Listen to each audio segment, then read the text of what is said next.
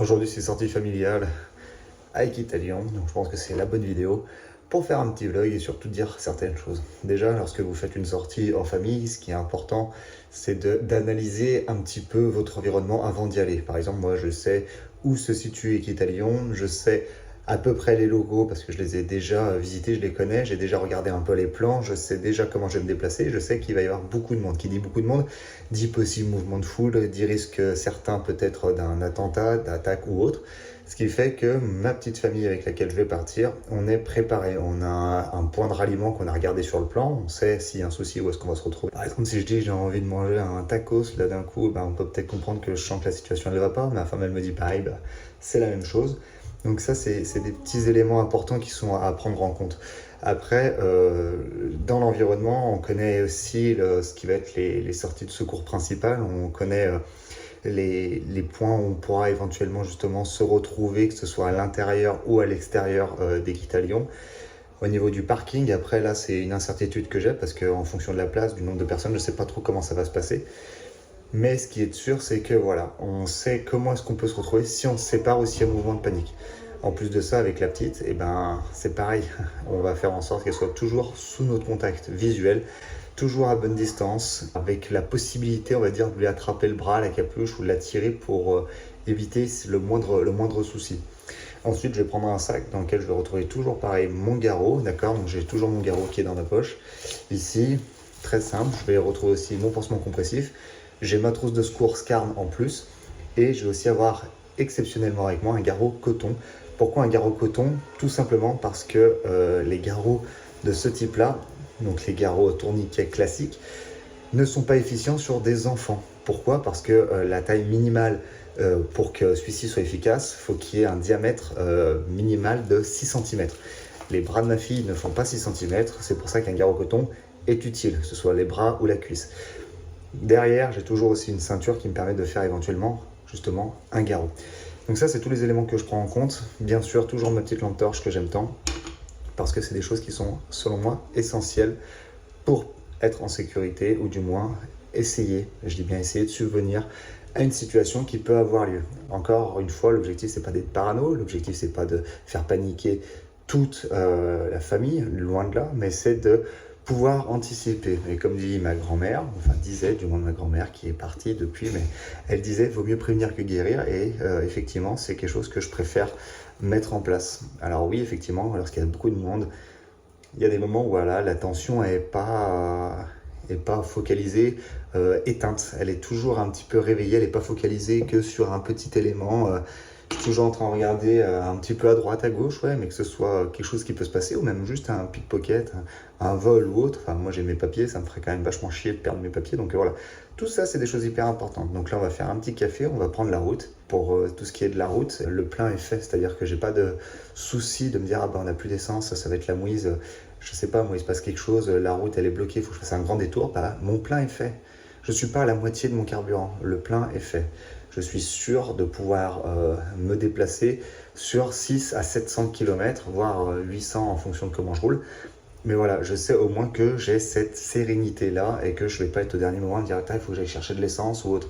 Que ce soit un événement qui se passe ou tout simplement voilà, un détour parce qu'il y a eu un accident sur la route, l'autoroute est bloquée. Donc ça, c'est des éléments à prendre en compte avant de partir.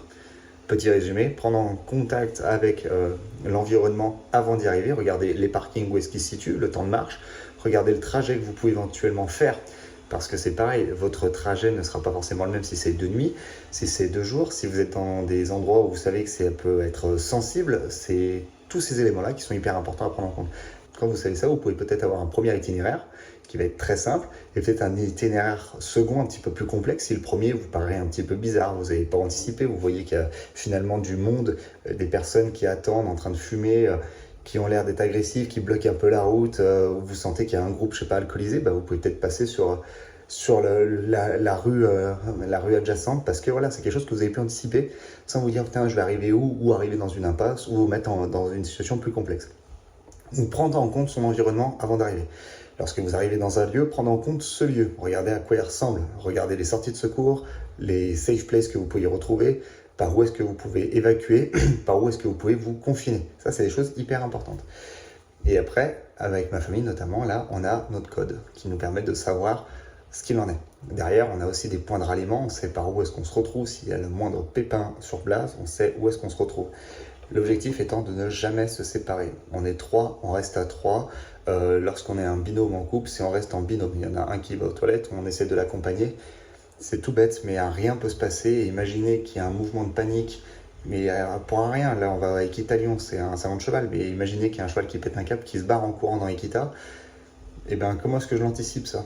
Est-ce que si je suis séparé d'un coup, on est tous séparés, il y a un mouvement de panique, je perds ma femme, elle fait tomber son téléphone, enfin vous voyez, c'est que des choses de merde.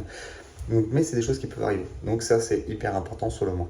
Une fois que vous avez fait ça, effectivement, vous pouvez derrière venir profiter de votre événement en étant toujours attentif à ce qui se passe. Et moi, j'ai toujours ma trousse de secours Scarne sur moi et j'ai aussi toujours mon garrot coton quand il y a ma fille, mon garrot tourniquet, mon pansement compressif. Et des fois, j'ai des pansements hémostatiques, mais là, j'ai tout ce qu'il me faut à minima dans la trousse de secours Scarne pour venir traiter éventuellement des plaies soufflantes ou par balle. Donc maintenant, on va se faire couler un petit café.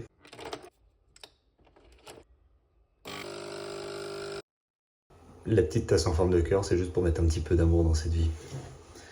Allez, on va prendre la route.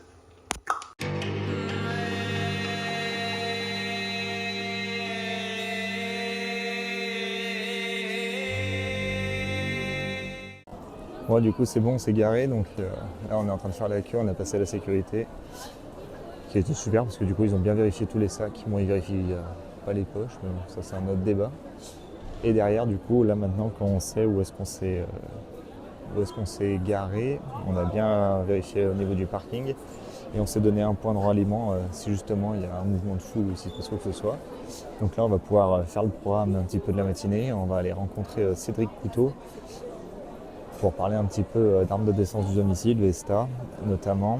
Et après, derrière, on ira faire 2-3 activités, notamment pour la petite. Je vous filmerai quelque chose de ce vlog, mais vous ne verrez pas ma famille. J'en suis désolé.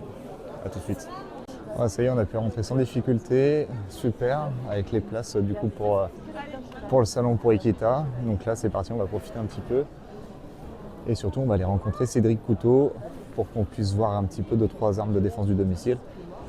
Et je vais essayer de voir aussi pour lui acheter une lampe, une bonne lampe torche, parce que la mienne, j'ai envie d'en changer, donc je vais voir ce qu'il en est. On va faire ça, je vais vous montrer un petit peu le suivi de cette journée.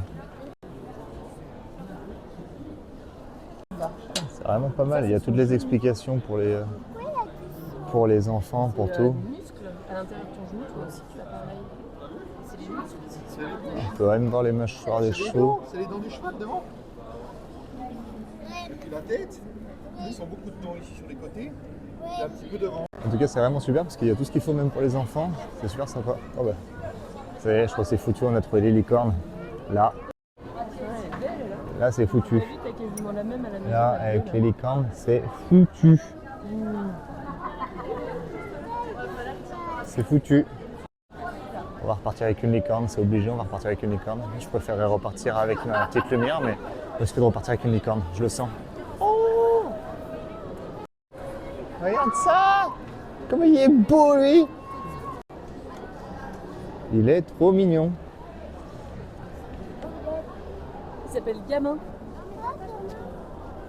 L'autre, c'est 80. Donc là, en termes de sécurité, on est pas mal parce qu'il n'y a pas vraiment beaucoup de monde pour l'instant. Donc il y a assez d'espace entre les individus. Je fais toujours attention, notamment avec mon sac à dos, qu'il n'y ait pas de personnes qui soient trop proches de moi. Je fais toujours gaffe à mon environnement. C'est une chose qui est hyper importante. J'essaye d'être attentif à tout ce qui se passe. Mais en même temps, encore une fois, l'important, c'est surtout de pouvoir profiter. Donc là, on est en pleine recherche de Cédric.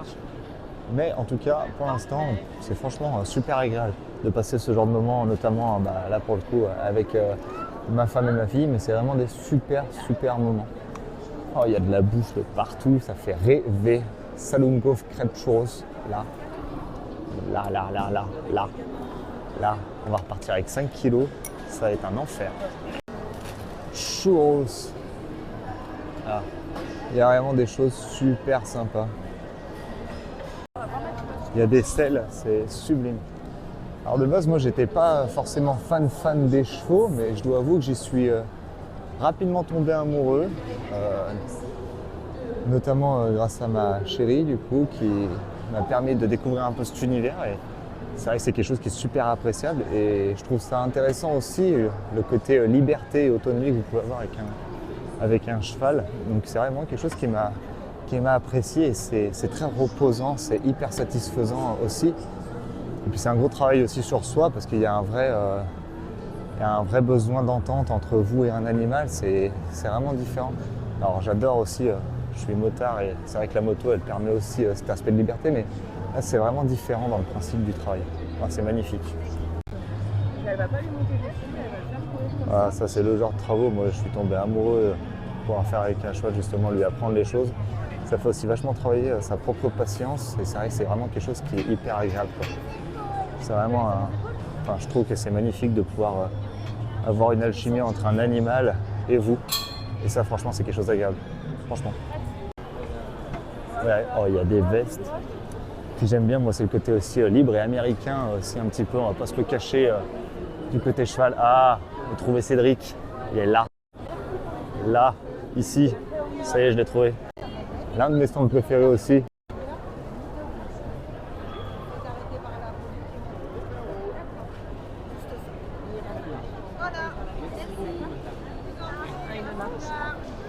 Donc là, on a toutes les choses qui sont hyper intéressantes. C'est le nouveau Sentinelle que Cédric va gentiment nous donner, qu'on va pouvoir faire du coup des petites présentations. Vous pouvez retrouver sur son site. Vous avez aussi le Vesta classique que je vous ai déjà fait en présentation sur Insta, sur YouTube. Et après, vous avez encore d'autres armes de défense, cette fois-ci de chez Umarex. Et ici, là, pour le coup, hop, les nouveautés.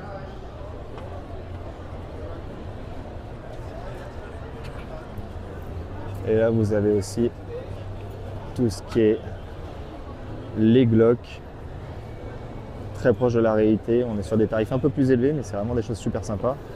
Et nous, on va surtout se concentrer aujourd'hui sur le Vesta, parce que c'est franchement mon petit coup de cœur personnel, que ce soit en termes de puissance et en termes de praticité, et surtout d'abordabilité au niveau des prix. Vous avez vu, comme vous arrivez sur des Glock, vous arrivez sur des 200, quasiment 230 €. Ça, c'est le petit truc sur lequel faut faire gaffe. C'est tout, en fonction de votre budget. Après, c'est sûr, vous voulez de l'esthétisme et autres, il faut se faire plaisir. Et il y a un produit que j'affectionne aussi tout particulièrement, c'est Guardian Angel. Alors, ça ressemble à ça. Alors, c'est un truc qui est super sympa, mais ça demande certaines compétences, on va dire, en tir tout de même. Alors, même si le kinesthésique va être super efficace, mais ça, pour le coup, ça a un vrai pouvoir arrêtant. Et si vous êtes sur des agressions au couteau, ça, c'est un vrai pouvoir arrêtant et c'est quelque chose d'hyper intéressant que vous pouvez aussi retrouver du coup même en défense du domicile, c'est super. Et après, vous pouvez aussi retrouver les gazeuses. Alors ça, c'est pareil, la réglementation est un peu particulière, c'est 100 ml maximum, mais il n'empêche que ça peut être des choses qui peuvent être très intéressantes en défense du domicile. Et surtout, le Sentinelle, la nouvelle nouveauté qu'on peut retrouver. Et ça, c'est vraiment quelque chose de génial que je vous ai déjà présenté, que je vous représenterai avec plaisir. Ah, du coup, c'est un plaisir. Là, il y a Cédric qui nous accueille aujourd'hui très gentiment et il va nous faire une petite présentation. Je te laisse te présenter, Cédric, et puis parler un petit peu de ton activité. Oui, bonjour à tous. Moi, je suis armurier et coutelier. Donc, on est spécialisé dans l'armurerie de défense ou de loisirs. C'est-à-dire, la loisir, ça va être le tir à plomb, l'airsoft. Et au niveau de la défense, c'est tous les petits objets que vous allez voir dans quelques secondes. Ok, super, parce que là je vois qu'il y a pas mal de nouveautés. La dernière fois on s'était rencontrés, il n'y en avait pas autant. L'impression qu'il y a de plus en plus d'armes de défense qu'on peut retrouver. Alors après, c'est peut-être si difficile pour les gens de faire un petit peu le choix.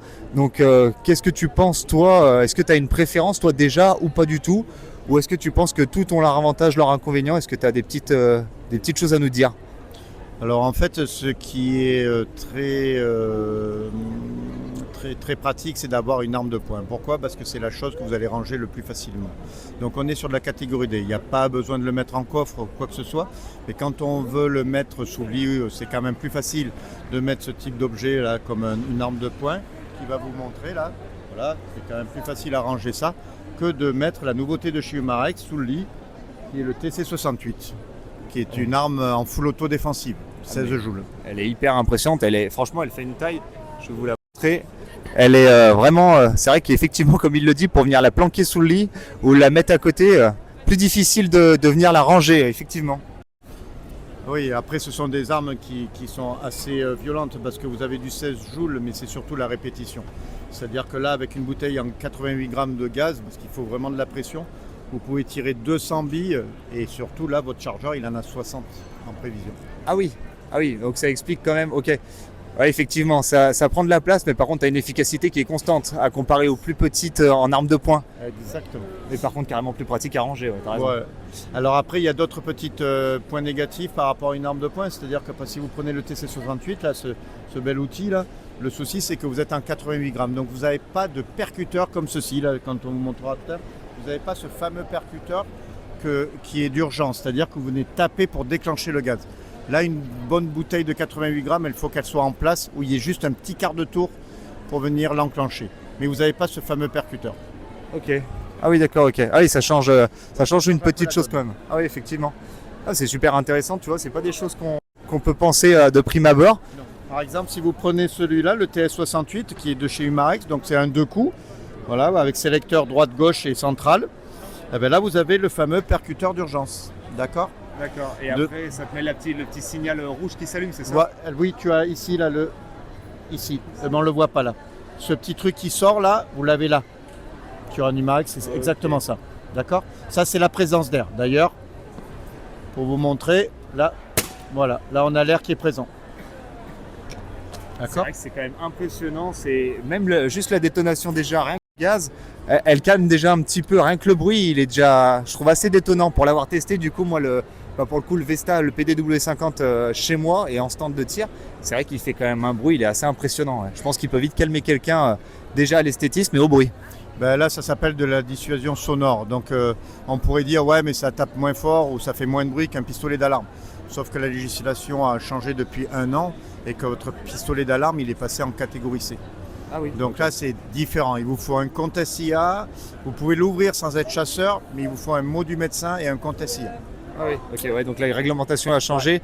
Donc effectivement, ça par contre, pour le coup, comme tu le disais, pas besoin de déclaration, pas besoin d'autorisation, tu peux l'acheter sans... Catégorie D, 18 ans. Ouais, c'est aussi simple que ça. 18 ans, tu payes et puis une carte d'identité pour justifier de ton âge. T'achètes et après tu peux être en défense chez toi, à domicile, on est d'accord, on se prenne pas avec ça dans la rue. Non, toujours à domicile. C'est une autorisation de tir à domicile.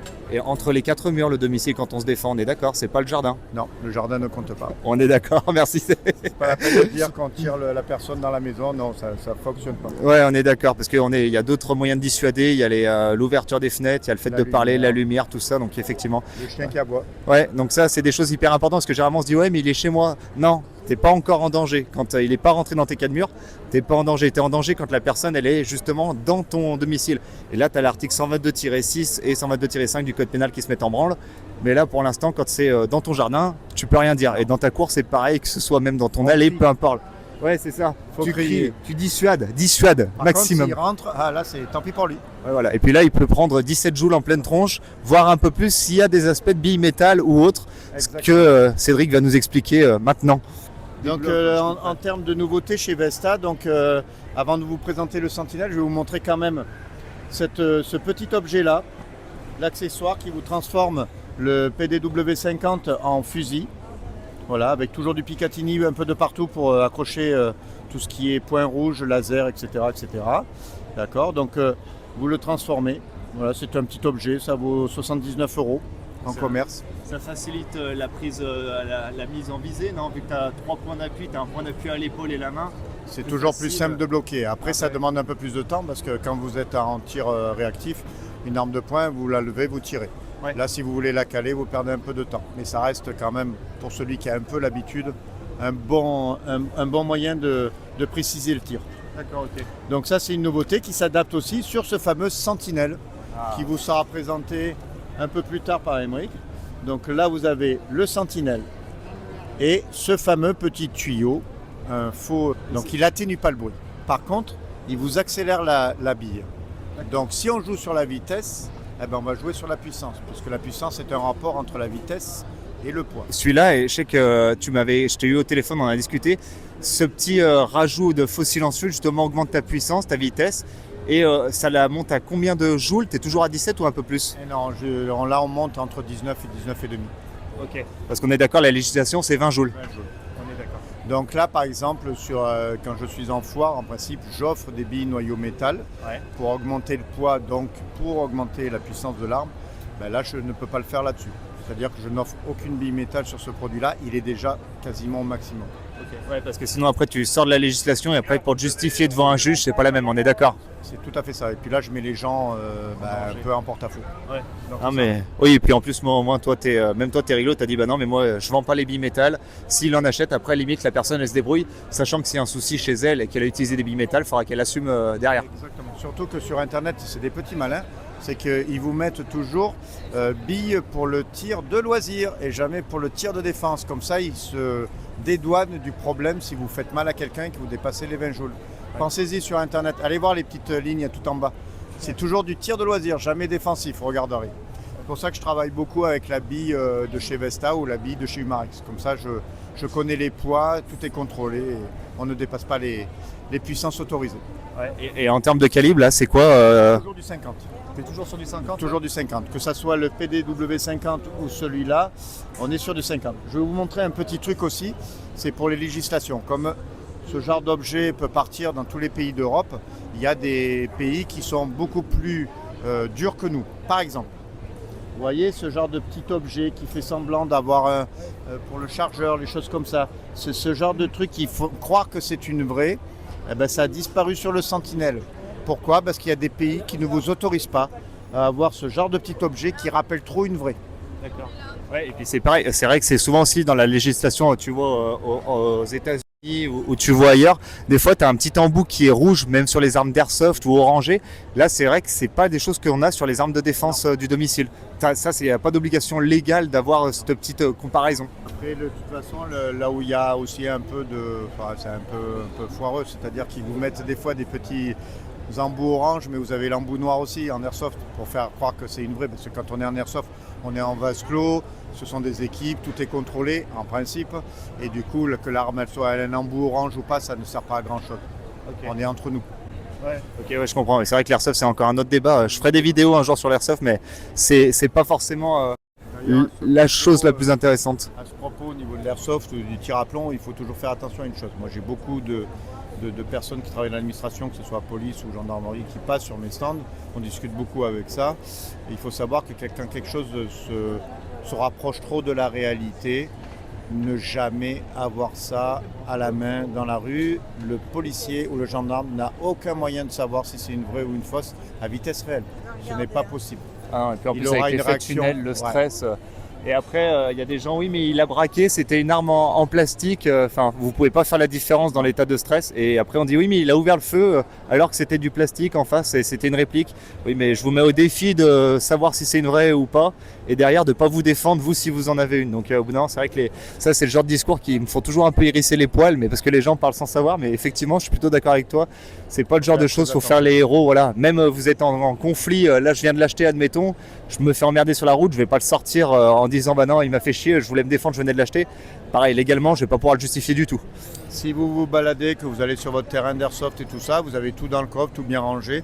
Et s'il y a jamais, je sais pas moi, un contrôle et qui veut ouvrir la voiture, il faut toujours dire ce que vous avez dans le coffre, que c'est de l'airsoft, que ce soit du plomb. Toujours signaler aux policiers ou aux gendarmes que vous avez ce genre d'objet, qui ne soit pas surpris en ouvrant votre voiture. Ça sert à rien de le surprendre, de toute façon, ça reste des jouets de bonne qualité, mais ça reste des jouets.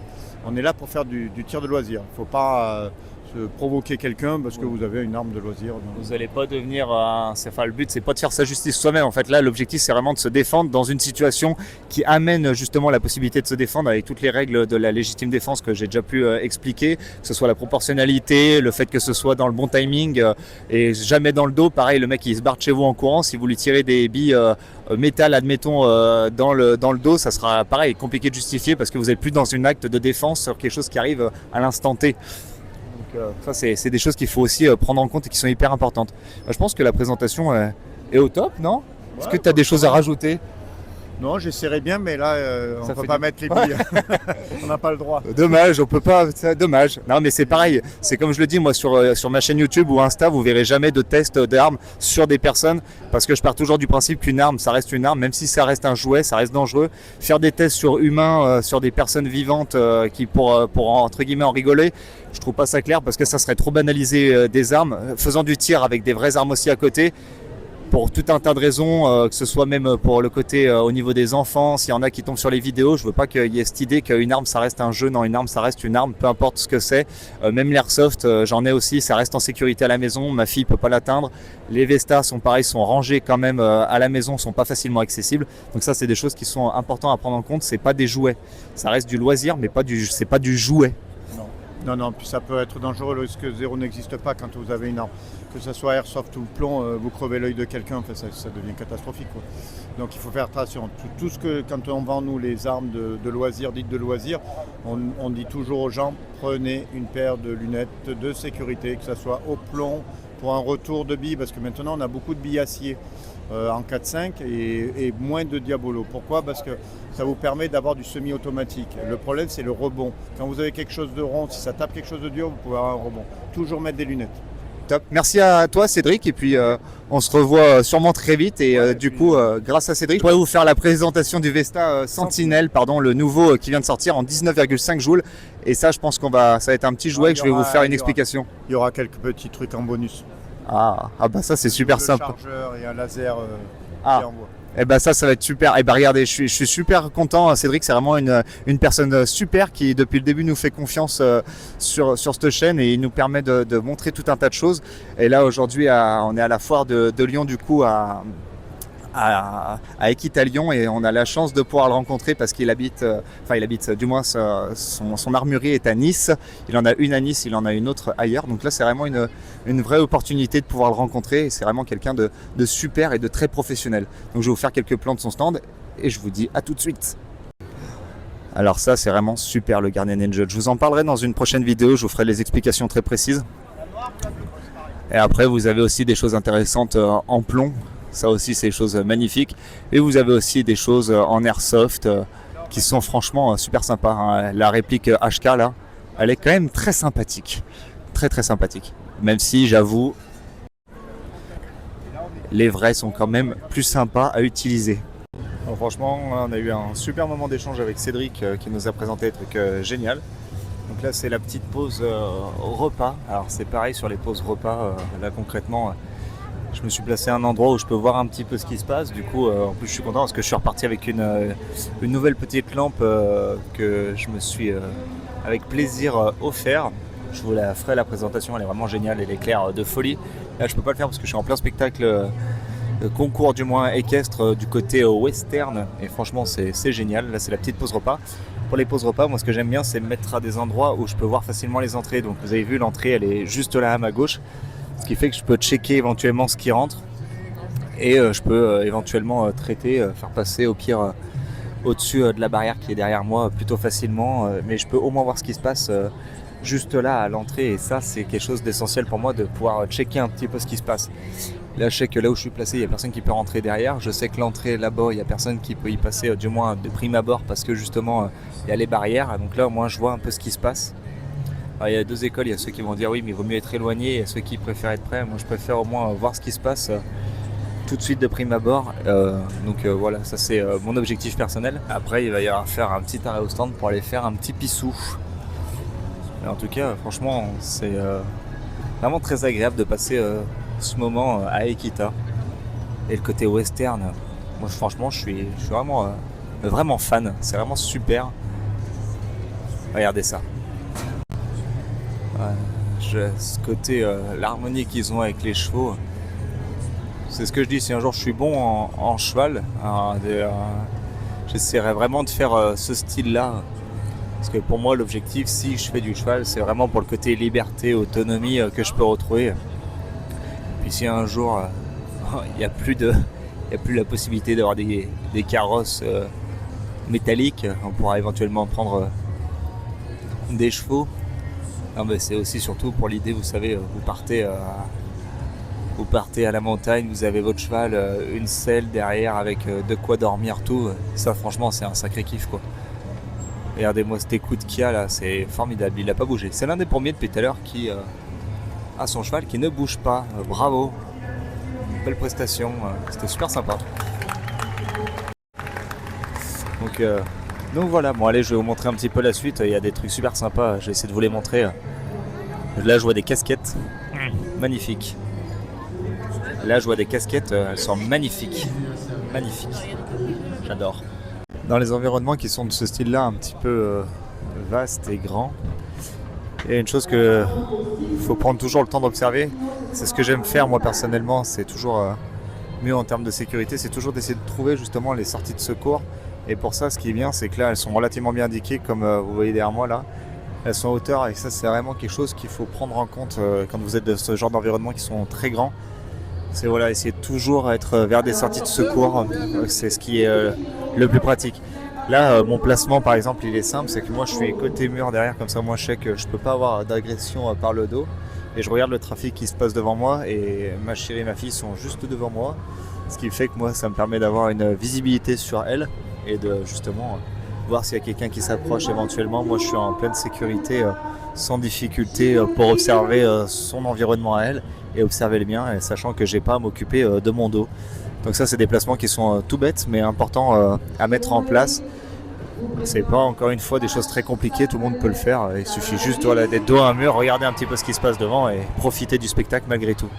Parce que là, vous en prenez... Ah dommage, je fais tomber un plot. Enfin une barre, pas un plot. Ouais.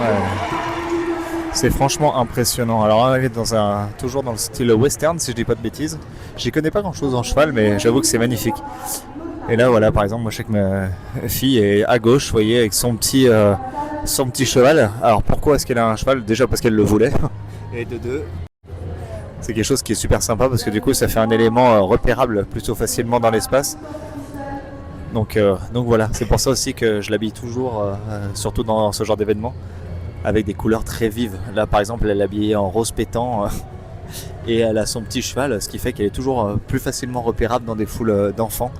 Parce que la plupart du temps c'est pas forcément elle qui...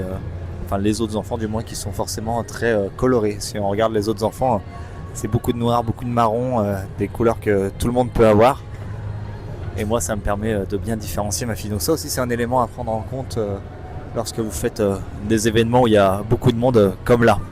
Alors, il y a une chose aussi qui est hyper importante, surtout quand vous êtes dans des endroits aussi grands, c'est connaître votre espace. Et pour ça, vous savez, généralement, ce que je vous dis, c'est de regarder un petit peu les plans d'évacuation qui sont à l'entrée. Là, pour le coup, les plans d'évacuation sont un peu complexes. Vraiment, ce qu'il y a, c'est qu'on a des plans comme celui-ci, où dessus, vous pouvez retrouver toutes les informations. L'important, c'est de savoir comment se repérer, parce que ça, c'est quelque chose qui est essentiel. Et beaucoup trop de personnes ne savent pas se repérer dans des lieux. Et du coup, se perdent très vite. Et ou ne trouvent pas facilement les informations. Pour se repérer, déjà, la chose qu'on va faire, c'est toujours orienter sa carte dans le sens qui correspond à l'espace dans lequel vous êtes. Donc là, par exemple, je sais que la sortie, elle est sur ma gauche, et je vais orienter ma carte pour faire en sorte d'être le plus proche possible de la réalité dans mon espace. Et ensuite, je vais pouvoir commencer à essayer de me repérer, à travailler justement sur ma carte.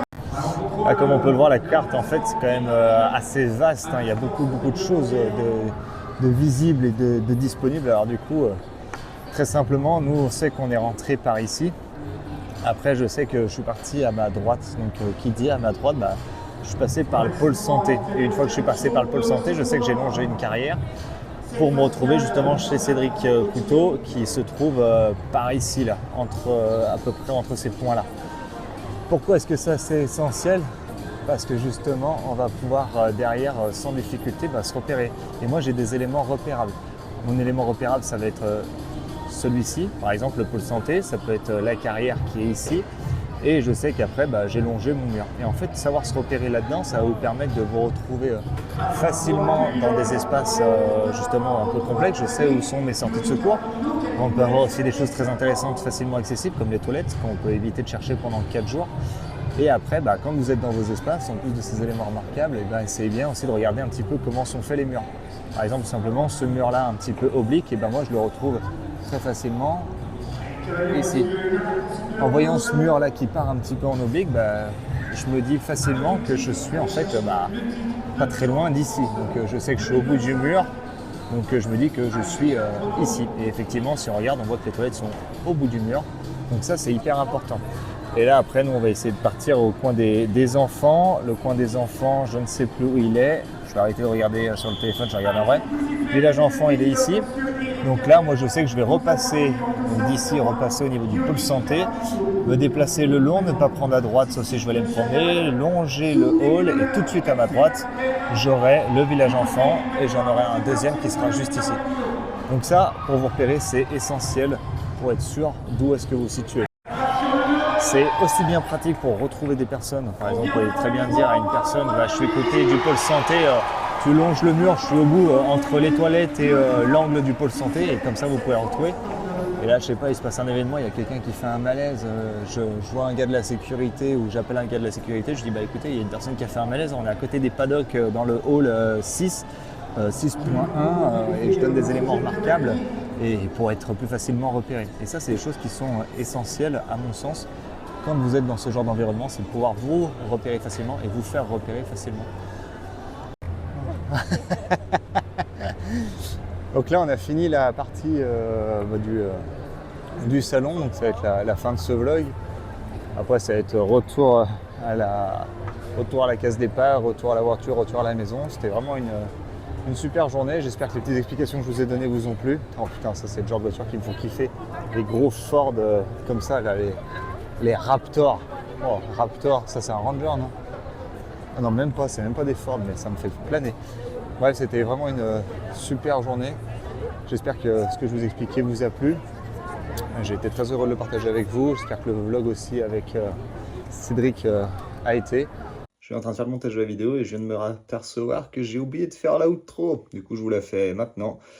J'espère que cette vidéo vous a plu. Abonnez-vous à cette chaîne YouTube, partagez. N'hésitez pas à écrire en commentaire certaines remarques ou autres et ce serait un plaisir de vous répondre. Et moi, je vous dis à très vite pour une prochaine vidéo. Prenez soin de vous et n'oubliez pas que vous êtes garant de votre sécurité. Ciao!